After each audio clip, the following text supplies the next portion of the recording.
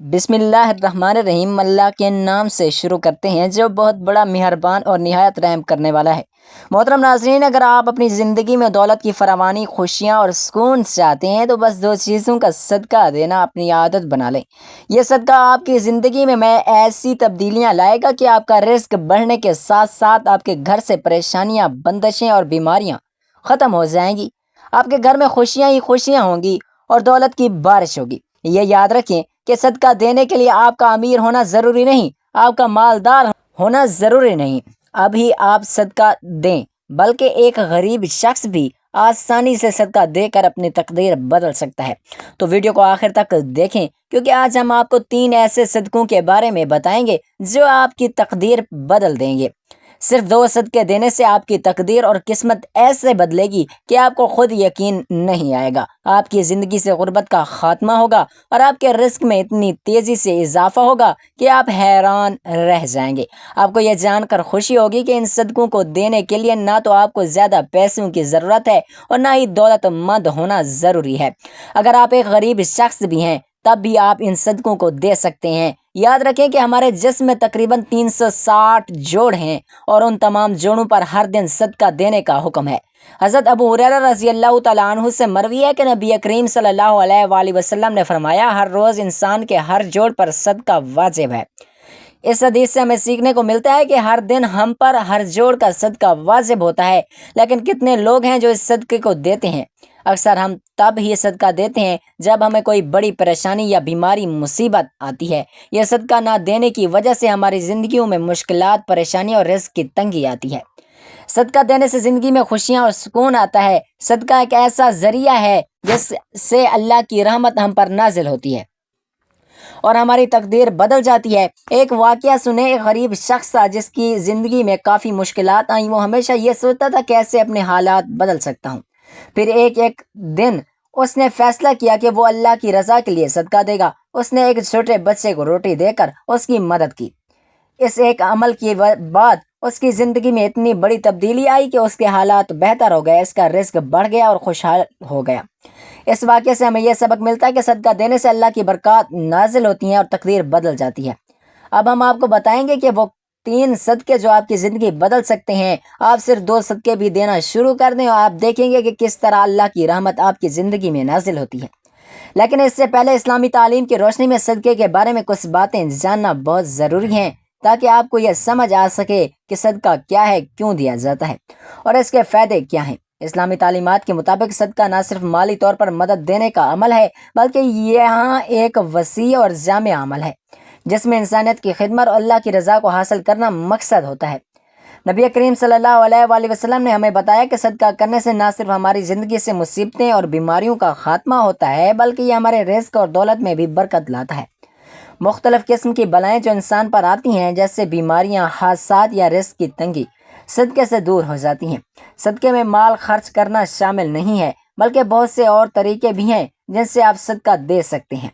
مثال کے طور پر اگر آپ کسی کو سلام کرنے میں پہل کرتے ہیں تو یہ بھی صدقہ ہے۔ پانی پلانا، کسی کی مدد کرنا، 2 لوگوں کے درمیان صلح کروانا، کسی کو اچھی بات بتانا، راستے سے رکاوٹیں ہٹانا، بیمار کی عیادت کرنا اور اپنے والدین کے ساتھ وقت گزارنا، یہ سب صدقہ ہے۔ یہاں تک کہ کسی کے کام میں شریک ہونا، مسکرا کر کسی کو دیکھنا اور صبر کرنا بھی صدقہ ہے۔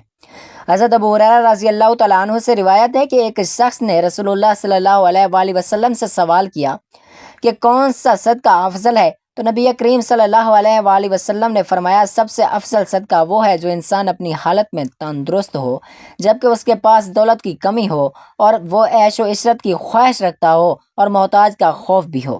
یہ بات ہمیں یہ سکھاتی ہے کہ صدقہ دینے کا سب سے بہتر وقت وہ ہے جب ہمیں خود مالی مشکلات کا سامنا ہو اور پھر ہم دوسروں کی مدد کے لیے دل سے تیار ہوں۔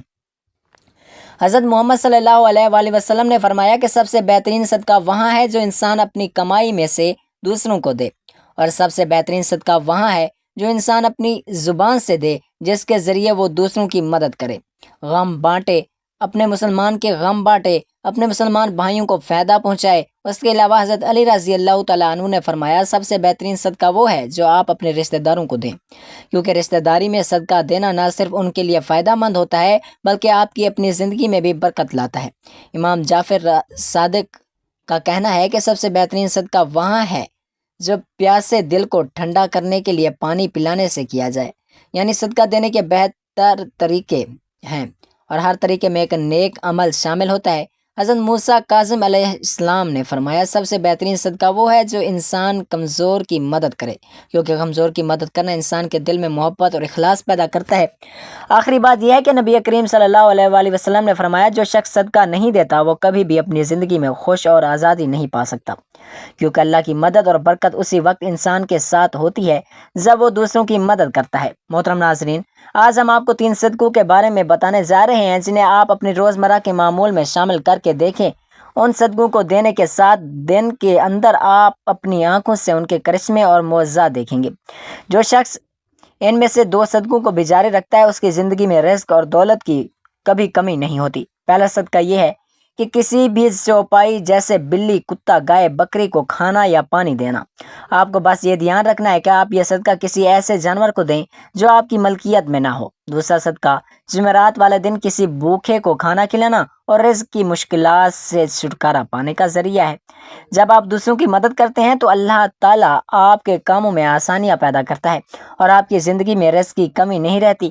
اس عمل کو آپ کسی بھی دن کسی بھی وقت کر سکتے ہیں۔ اگر آپ چاہتے ہیں کہ آپ کے گھر میں رزق کی بارش ہو اور پیسہ بارش کی طرح بہے تو اس صدقے کو آپ اپنی زندگی کا حصہ بنا لیں۔ تیسرا صدقہ پرندوں کو پانی اور دانہ ڈالنا۔ بابا فرید گنج شکر رحمۃ اللہ علیہ نے فرمایا تھا کہ کبھی بھی کوئی چڑیا بھوکی نہیں سوتی کیونکہ اس کا اللہ پر کامل توقع ہوتا ہے۔ اگر آپ کے رزق میں کمی آ رہی ہے یا آپ کو غربت کا سامنا ہے تو آپ پرندوں کو پانی یا دانہ دینا شروع کر دیں۔ اگر آپ اس صدقے کو جاری رکھتے ہیں تو اللہ تعالیٰ آپ کے رزق اور دولت کے دروازے کھول دے گا۔ ایک بہت مشہور واقعہ حضرت عمر بن عبدالعزیز رحمۃ اللہ علیہ کا ہے جو ایک بہت بڑا حاکم اور عادل خلیفہ گزرے ہیں۔ حضرت عمر بن عبدالعزیز رحمۃ اللہ علیہ کے دور حکومت میں ایک شخص نے آ کر اپنی غربت اور تنگ دستی کا ذکر کیا۔ اس شخص نے حضرت عمر سے کہا کہ میرے پاس کھانے کے لیے کچھ نہیں اور میرے اہل و عیال بھوکے ہیں۔ حضرت عمر بن عبدالعزیز رحمۃ اللہ علیہ نے اس کی باتیں سن کر اسے تسلی دی اور کہا کہ تم فکر نہ کرو، اللہ تمہیں رزق دے گا، لیکن ایک کام کرو، تمہیں صدقہ دینا شروع کرنا ہوگا، اللہ تمہاری زندگی میں آسانیاں پیدا کرے گا۔ اس شخص نے حضرت عمر بن عبدالعزیز کی ہدایت کے مطابق صدقہ دینا شروع کر دیا۔ چند دن بعد وہ شخص دوبارہ حضرت عمر کے پاس آیا اور کہا کہ میرے حالات میں بہت بہتری آئی اور رزق میں کشادگی ہو گئی کہ اب اپنی ضروریات پوری کر رہا ہوں۔ حضرت عمر نے فرمایا یہ اللہ کی مدد ہے۔ جب تم نے اللہ کی مخلوق کا خیال رکھا اور صدقہ کیا تو اللہ نے تمہاری پریشانیوں کو دور کر دیا۔ یہ واقعہ اس بات کو ثابت کرتا ہے کہ صدقہ دینا نہ صرف مال اور دولت میں اضافے کا سبب بنتا ہے بلکہ انسان کی زندگی میں روحانی سکون اور فلاح بھی لاتا ہے۔ جو شخص اپنی استطاعت کے مطابق صدقہ دیتا ہے اللہ تعالیٰ اس کے رزق میں اتنی برکت دیتا ہے کہ اس کی زندگی کے تمام مسائل حل ہو جاتے ہیں۔ ناظرین، ان 3 صدقوں میں سے آپ 2 یا 1 صدقہ اختیار کریں اور اسے اپنا معمول بنا لیں۔ اللہ تعالیٰ کی رحمت سے آپ کے رزق اور دولت کے تمام مسائل حل ہو جائیں گے اور آپ کی زندگی میں رزق کی کمی بھی نہیں آئے گی انشاءاللہ۔ سیدنا ابو ہریرہ رضی اللہ تعالی عنہ بیان کرتے ہیں کہ نبی کریم صلی اللہ علیہ وآلہ وسلم نے فرمایا میری امت کے تمام لوگ جنت میں جائیں گے سوائے اس کے جس نے جنت میں جانے سے خود ہی انکار کر دیا۔ صحابہ کرام رضوان اللہ عنہم اجمعین نے عرض کیا اے اللہ کے رسول، بھلا جنت میں جانے سے کون انکار کرے گا؟ آپ صلی اللہ علیہ وآلہ وسلم نے ارشاد فرمایا جس نے میری اطاعت کی وہ جنت میں جائے گا اور جس نے میری نافرمانی کی اس نے گویا جنت میں جانے سے انکار کر دیا۔ رسول اللہ صلی اللہ علیہ وآلہ وسلم ایک سفر سے واپس آ رہے تھے کہ ایک جگہ آپ صلی اللہ علیہ وآلہ وسلم نے پڑاؤ ڈالا۔ قریب ہی ایک بستی تھی جس میں ایک عورت کا تندور تھا۔ اس عورت نے اسلامی لشکر کے لیے روٹیاں بھی پکائیں۔ جب وہ عورت اپنے کام کاج سے فارغ ہو گئی تو صحابہ اکرام رضوان اللہ عنہم اجمعین سے کہنے لگی کہ میں تمہارے سردار سے بات کرنا چاہتی ہوں کیونکہ میں نے سنا ہے کہ وہ سید البشر، صاحب جمال بھی ہیں، صاحب کمال بھی ہیں۔ صحابہ اکرام رضوان اللہ عنہم اجمعین اسے رسول اللہ صلی اللہ علیہ وآلہ وسلم کے پاس لے آئے اور کہنے لگے اے اللہ کے رسول صلی اللہ علیہ وآلہ وسلم، میں آپ سے ایک بات پوچھنا چاہتی ہوں۔ رسول اللہ صلی اللہ علیہ وآلہ وسلم نے فرمایا پوچھئے، کیا پوچھنا چاہتی ہیں؟ کہنے لگی کہ میں ایک ماں ہوں، تندور میں روٹیاں لگاتی ہوں اور یہی میرا ذریعہ روزگار ہے۔ میرا ایک چھوٹا سا بچہ ہے، میں اس کو آگ کے قریب نہیں آنے دیتی، اس کو کہیں آگ یا انگارے سے کوئی تکلیف نہ پہنچے۔ روٹیاں لگانے کے دوران میں اپنا ہاتھ تندور میں بھی ڈالتی ہوں اور نکال بھی لیتی ہوں، لیکن میں اپنے بچے کو گرم ہوا کے لگنے کو بھی پسند نہیں کرتی۔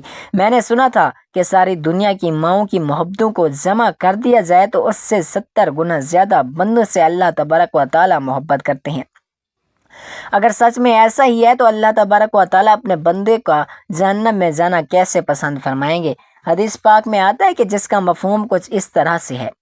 نبی کریم صلی اللہ علیہ وآلہ وسلم نے اس عورت کی یہ بات سن کر اپنے مبارک سر کو نیچے کی جانب جھکا لیا۔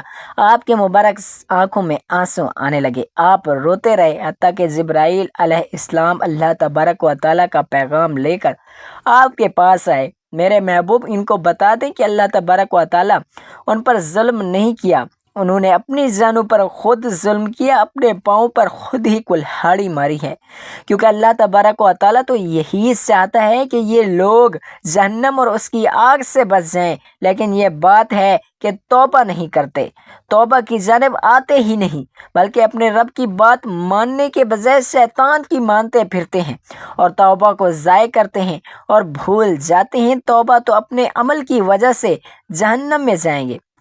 حضرت ابو ہریرہ رضی اللہ تعالیٰ عنہ رسول اللہ صلی اللہ علیہ وآلہ وسلم کا ارشاد مبارک نقل فرماتے ہیں، میری ساری امت جنت میں داخل ہوگی، لیکن جو انکار کرے گا وہ جنت میں داخل نہیں ہوگا۔ عرض کیا گیا، کون انکار کرے گا؟ اب آپ صلی اللہ علیہ وآلہ وسلم نے ارشاد فرمایا، جس نے اطاعت کی وہ تو جنت میں جائے گا، اور جس نے میری نافرمانی کی اس نے انکار کیا۔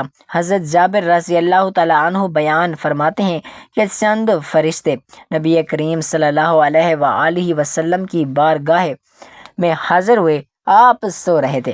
ان میں سے چند فرشتوں نے آپس میں کہا کہ تمہارے اس صادق کے لیے مثال ہے، اس مثال کو بیان کرو۔ بعض فرشتوں نے کہا کہ یہ سو رہے ہیں، اور بعض فرشتوں نے کہا کہ نہیں، ان کی آنکھیں سوتی ہیں اور ان کا دل بیدار رہتا ہے، اور اس میں کھانے کی ایک دعوت کا انتظام کیا اور اس میں اس بلانے والے کی بات مانی۔ وہ اس گھر میں داخل ہوا اور اس دعوت میں سے کھایا، لیکن جس نے اسے بلانے والے کی بات نہ مانی تو نہ وہ اس گھر میں داخل ہوا اور نہ اس نے دعوت سے کھایا۔ پھر فرشتوں نے کہا کہ اس مثال کا مطلب ان کے سامنے بیان کرو تاکہ یہ سمجھ جائیں۔ تو اس پر بعض فرشتوں نے کہا کہ یہ تو سو رہے ہیں، اور بعض نے کہا ان کی آنکھیں سوتی ہیں اور ان کا دل بیدار رہتا ہے۔ اس مثال کا مطلب بیان کیا کہ وہ گھر جس کی طرف دعوت دے گا وہ جنت ہے، اور بلانے والا محمد مصطفیٰ صلی اللہ علیہ وآلہ وسلم ہے، لہٰذا جس نے محمد مصطفیٰ صلی اللہ علیہ وآلہ وسلم کی بات مانی اس گھر میں داخل ہو گیا، کیونکہ جس نے حضرت محمد مصطفیٰ صلی اللہ علیہ وآلہ وسلم کی بات مانی تو اس نے اللہ تبارک و تعالیٰ کی بات مانی، اور جس نے محمد مصطفیٰ صلی اللہ علیہ وآلہ وسلم کی بات نہ مانی اس نے اللہ تبارک و تعالیٰ کی نافرمانی کی۔ لیکن جس نے آپ کی بات مانی اس نے اللہ کی بات مانی اور وہ جنت میں جائے گا، اور جس نے آپ کی نہ مانی اس نے اللہ کی نہ مانی اور وہ جنت میں نہ جائے گا۔ حضرت ابو موسیٰ رضی اللہ تعالیٰ عنہ نبی کریم صلی اللہ علیہ وآلہ وسلم کا ارشاد نقل فرماتے ہیں کہ میری اور اس دین کی مثال جس کو دیکھ کر اللہ تبارک و تعالیٰ نے مجھے بھیجا ہے اس آدمی جیسی ہے جو اپنی قوم کے پاس آیا اور کہا کہ اے میری قوم، میں نے اپنی آنکھوں سے دشمن کے بڑے لشکر کو تمہاری جانب آتے ہوئے دیکھا، میں تم کو بے غرض ہو کر ڈرا رہا ہوں، لہٰذا یہاں سے بھاگنے میں جلدی کرو اور جلدی کرو۔ لہٰذا اس کی قوم میں سے کچھ لوگوں نے اس کی بات مان لی اور سر شام چلے گئے اور آرام سے چلتے رہے تو وہ بچ گئے، جبکہ قوم کے کچھ لوگوں نے اسے جھوٹا سمجھا اور وہ وہیں ٹھہرے رہے، تو دشمن کے لشکر نے ان پر صبح صبح حملہ کر کے انہیں ہلاک کر دیا اور ان کو بالکل ہی ختم کر دیا۔ تو یہ مثال ہے ان لوگوں کی جنہوں نے میری بات مانی اور جو دین حق میں لے کر آیا ہوں اس پر عمل کیا، اور ان لوگوں کی جنہوں نے میری بات نہ مانی اور جو دین حق میں لے کر آیا ہوں اس کو جھٹلایا۔ پیارے ناظرین، جب اللہ تبارک و تعالیٰ کسی قوم کے ساتھ خیر اور بھلائی کا ارادہ فرماتا ہے تو ان کی آزمائش ختم کرتا ہے۔ دنیاوی مصائب اور مشکلات زندگی کا ناگزیر حصہ اور اللہ تبارک و تعالیٰ کی جانب سے آزمائش ہوتی ہے۔ ان کا سلسلہ معمولی مسائل سے لے کر جان لیوا بیماریوں تک ہوتا ہے۔ ایسی آزمائشیں ایک جانب تو بندہ مومن کے لیے تکلیف کا باعث بنتی ہیں، وہیں ان کے لیے بہت خیر اور بھلائی اور ڈھیر سارے اجر و ثواب کا ذریعہ بھی ہوتی ہیں۔ جان لیجئے کہ کافر کی نظر میں مصائب فقط ایک غیر آرام دہ چیز ہوتی ہیں، جبکہ مومن کے لیے اللہ تبارک و تعالیٰ سے تعلق مضبوط کرنے کا سنہری موقع ثابت ہوتی ہیں۔ اگر مومن ایسے حادثات کا مقابلہ صبر و تحمل اور برداشت کے ساتھ کرے تو اللہ تبارک و تعالیٰ جس قدر بے انتہا مہربان ہے، اسے قدر بے پناہ اجر و ثواب سے نوازتا ہے۔ اللہ تبارک و تعالیٰ ایسے لوگوں پر اپنی بے پناہ رحمتیں نازل فرما دیتا ہے، جیسا کہ فرمایا گیا ہے کہ ہم کسی نہ کسی طرح سے تمہاری آزمائش ضرور کریں گے۔ دشمن کے ڈر سے، بھوک سے، مال و جان سے، پھلوں کی کمی سے صبر کرنے والوں کو بشارت دے دیجئے، جنہیں جب بھی کوئی مصیبت آتی ہے تو کہہ دیا کرتے ہیں ہم تو خود اللہ تبارک و تعالیٰ کی ملکیت ہیں اور خود اسی کی جانب لوٹ کر جانے والے ہیں۔ ان پر ان کے رب کی نوازشیں اور رحمتیں ہیں، اور یہی لوگ ہدایت یافتہ ہیں۔ اللہ پاک عمل کرنے کی توفیق عطا فرمائے۔